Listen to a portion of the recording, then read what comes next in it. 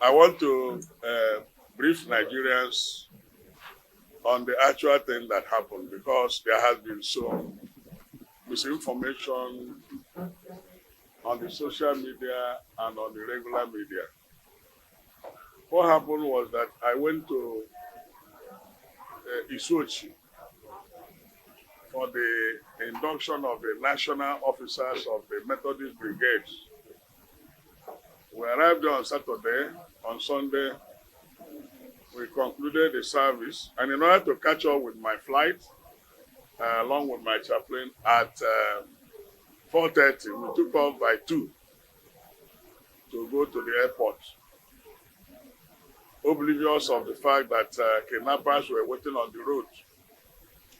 And as we were descending to Leru is in Abia State, these people came out from the bush. They divided themselves into 3 places. Some people were at the back, some people were at the center, those who shot, who fired at us. And there was another group in front. To make sure that we didn't run away, they fired shots at our vehicle. And eventually, they abducted us, 3 of us. The communication man of the church was able to escape. The driver was able to escape. They captured me, the Bishop of Owerri, and my chaplain took us into the bush and were torturing us. In fact, it was in the process of that torture that I hit my right eye on a tree. And even when blood was flowing and it was soaking my handkerchief, they didn't feel like anything happened. Or they said that we should follow them, that they are not actually against Nigerian citizens, they are against the government, that the government is a bad government. They are Fulani boys, all the 8 are Fulani. That they are Fulani boys, and that if any day they see the president, they will chew him. He's their brother that they have disappointed them and disappointed Nigerians. They will chew him raw. Or any of his representatives, they will chew him raw. But I said, well, even though I'm part of government, but I'm a church man. I'm a man, Christian. I'm not a government officer. They said, okay, that is what has saved you. We would have killed you outrightly without asking for any ransom. But now that you're a church man, let's go. Let's go inside the bush. So we moved and moved and moved and trekked up to 15 kilometers. But I knew that it was from my area. I knew that we were rigmaroling and winding and winding and winding, going up, going down, going up. And eventually at 11 p.m., they said, okay, now we negotiate. Each of us will pay 50 million, and we're going to pay 150 million. I thought it was a joke. I said, we are going to pay 10 million. They said, what? What? Don't say that. They lifted up their knife to cut me. I said, please hold on. They said, we are not going to change. They are going to pay us 150 million. Eventually, they said, okay, because you are a father. And these boys are between 18, their leader is about 35 years. I told them, all of you are younger than my own daughter and even my son. You are younger than them. I'm supposed to be your father. I say, we know, that's why we are not very harsh with you. Otherwise, we would have been very harsh. One of them was the one understanding English. The other ones were spoken Fulani, not even Hausa. So they now say, okay, Oga, let us tell you what you will do. And then they have taken my Episcopal ring, because it's gold-plated. They have taken my wedding ring. They have taken this thing. They said, and they took or ransacked our bag and took all the money. They said, okay, do you know what you do? Pay us 100 million. It's not negotiable. If you talk, we shoot you, kill you, and forget about the money and kidnap others. I said, okay, we will pay you 100 million. So they said, after some time, they said, where is the money? I said, this is Sunday night now. How can we get money this night? And you know that there's this seat at home in Igbo land. You can't afford the money now. Be patient till morning. We make contacts. Then we make contacts within and around Imo and Abia. Make contact from our SOC. My wife's line was not going, so I know she must have been very depressed and confused. So eventually I was able to get her. I told her my life, nothing has happened. I told my wife I'll be released, but it's a matter of time. And she told me she had already gathered people to pray. So they were praying. Now, at a time they said, we are delaying them. My Bishop of Owerri, they laid him on something, and somebody raised knife that they're going to cut off the head. Now the blood will spill on me, and then I'll know they're serious. The other one pointed to, I said, don't kill, is it money? We will raise the money for you. So, but the irony of it, what pained me most, was where they were situated. The soldiers, all of Fulani extraction, Nigerian soldiers, they were there at Lomara Junction. And these boys were going behind them. Meanwhile, they kept their cows somewhere, numbering about 200, somewhere, down, with some people. And they're all together. People were taking care of the cows, but they were, parading us in the bush until finally they settled somewhere. They said, when are you bringing the money? I said, by 12 noon, I will call the people I contacted whether the money had been raised. And I called them. They are gathering the money, and they had it. They said I will use my phone to talk, that they can't use their phone. They don't want to be tracked. Because if they use their phone, the security forces will track them down. And I used my phone. I negotiated. I told my people, they say we are raising money. Somebody mentioned we have raised 30 million. I said, SOC, please, any money in the office. Life is more important than money. transfer it to a certain account. Let's pay them that 100 million. And eventually, by 3 p.m., they say, call your people. And I called them. The man that picked the phone said, we have raised 130 million. I said, please, give them 100 million. And the package, they said, their leader said, package the money. Their leader was born in Igbo land. So he bought from Sudan, but the parents had died. He was born in Igbo land. So he said he was born around Omai, Amuzu, where the father was a cow dealer, cow. The boy understood the Igbo. When I was talking to Bishop Mark in Igbo, he said, "Are we working aso? It's an Amama Igbo. So stop talking Igbo here. Think we are joking with you. I'll beat you." So don't beat me, I'm an old man. So eventually, in fact, they pointed gun at us. We were in the middle as criminals. And they were pointing all their guns on us. And they said, if you involve security men, if you involve police or soldiers or DSS, we will kill you because our life will be at risk. We kill you first. We said, down there, don't see that gun. There are 7 decomposing bodies there. In fact, we cut off their head. They are there. So if you like, but we are perceiving the order of killing the human beings. So they said, corporato. So the man, the anchor man, I told him, what you may do, please, talk to the man. The man said, go and buy 5 Ghana must go, big ones, put 20 million into 5. Bring it to somewhere, we'll come and take it. Then he said, that we should be here with 2. 2 of them, one was like this one. They pointed gun at us. They said, if the Oga said shoot, if we disappoint them, or if we account any bundle of the money and it's not up to 10 million, they will kill us. So they will count it 20 million into 5. And then they will tell them to release our phone. They say, Oga, well, we don't want to release your phone. Is one way you want to hold your phone. They will use it to track us. So take your phone. Well, we were there. At the time, they said around 5:30, the youngest boy, who I think is younger brother to their commander, said, Oga, congratulations, you are free. You can go now. We have got our money, you can go. Let me show you the road. They took us to old road where they wrote, welcome to Imo and the goodbye from Abia. You know, we share boundary, the old road to Isochi.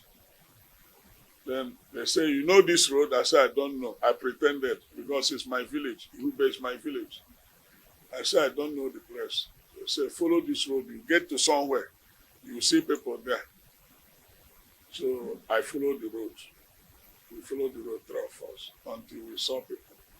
But what pains me most is that these people told us that they are going to bring, after buying enough weapons, they'll bring all those that have been put in disarray or driven away from Zamfara, Katsina, Zambisa forest, that they are all coming to locate themselves in Igbo land, that there's no security in Igbo land, that they will come there and then they will deal with us. And that the dumb man was just flippant. Maybe he took some. He said, do you know Ibadan? Ibadan, Lagos Expressway. We are in all the bush there. We're everywhere there. We're also in the south. So we are waiting for the slightest signal. We will finish you people and take over this land. So they claim that Nigeria belongs to Fulani. They said that is why we are afraid of. You know, I've been talking about this open grazing and this Roga. They have a plan. They have a plan. And I accuse the soldiers who are not non-Christians. Some of them are Fulani. They are part of it. Well, they are shooting this man. You know, when our people wanted to comb the The soldier said, if you move a step, we finish you. Don't go there. So they know where the boys are. They know the location. And what they do is in the daytime, they use their cow to confuse people. Then after some time, the cows will go to rest and they take their gun and do the operation of kidnapping. Government should act decisively. They should act decisively. Otherwise, what is happening in the northern part of the country will be a child's play to what will happen here. So government should sit up because the primary purpose of government is to secure life and property. Any government that has failed in that has failed woefully. And Nigeria is on a reverse gear. We are nosediving.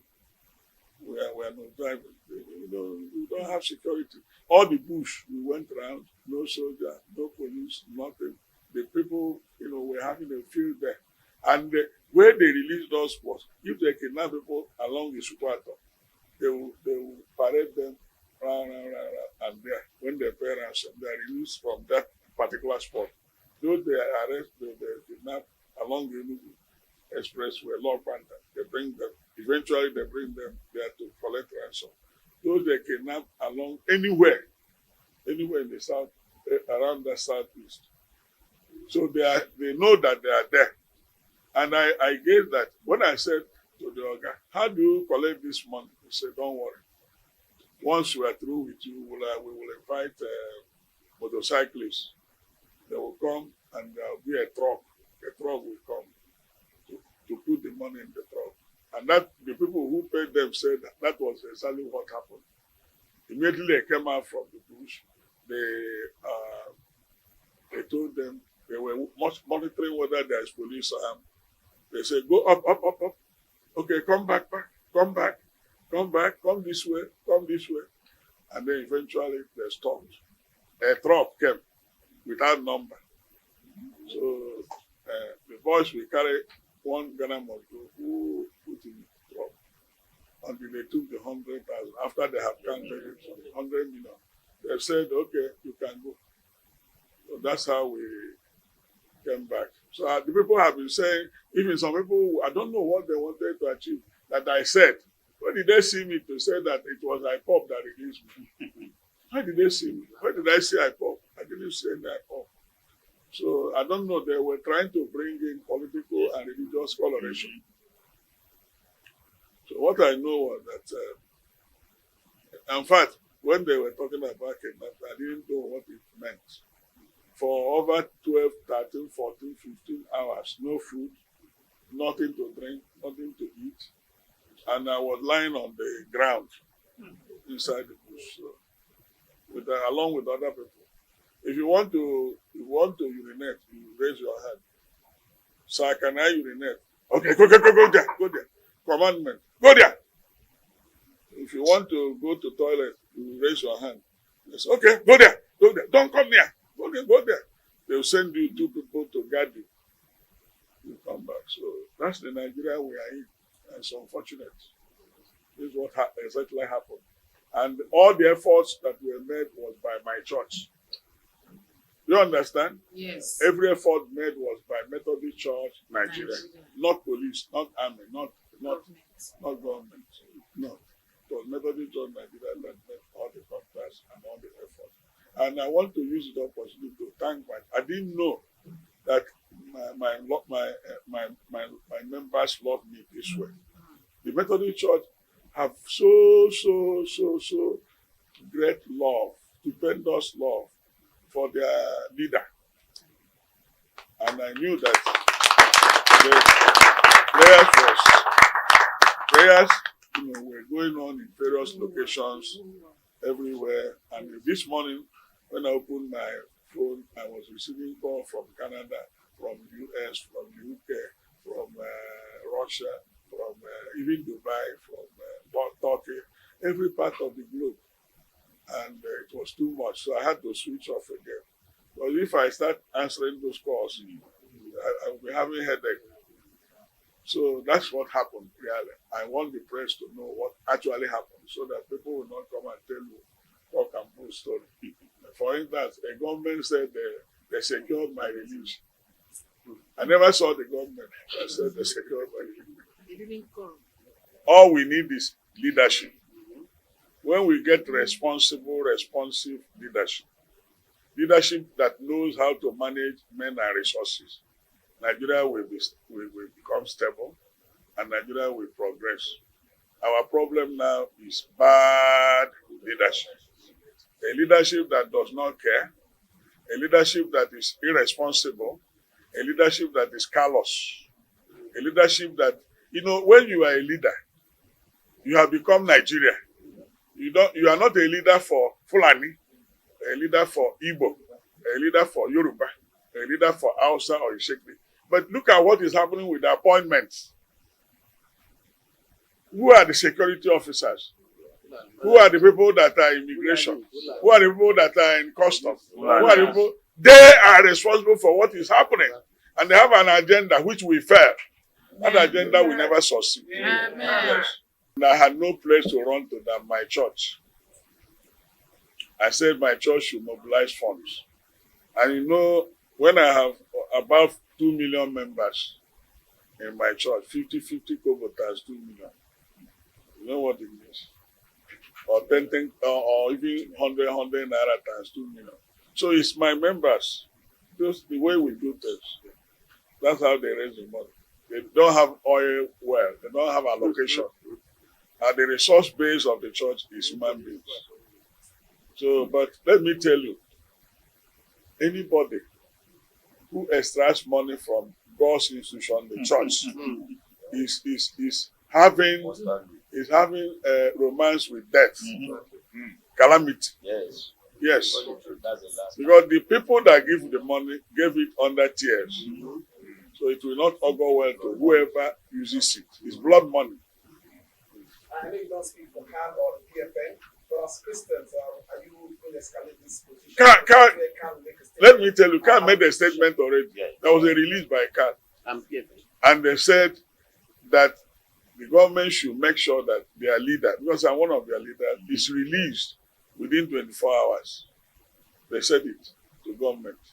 So CAN is disturbed. And what the Council of Churches said, they have also made a statement. Grandstanding on this issue, Christian movement in the country. If this has happened, let me tell you, I don't stand for whether you're a Christian or a Muslim or animist, be a leader. Be a leader like Nelson Mandela. A good leader is what we need. Because what has killed this country is tribalism, ethnicity, religious bigotry, nepotism, injustice. No matter your religion, be a leader that is fair to all. That settles everything. Thank you, sir. Thank you.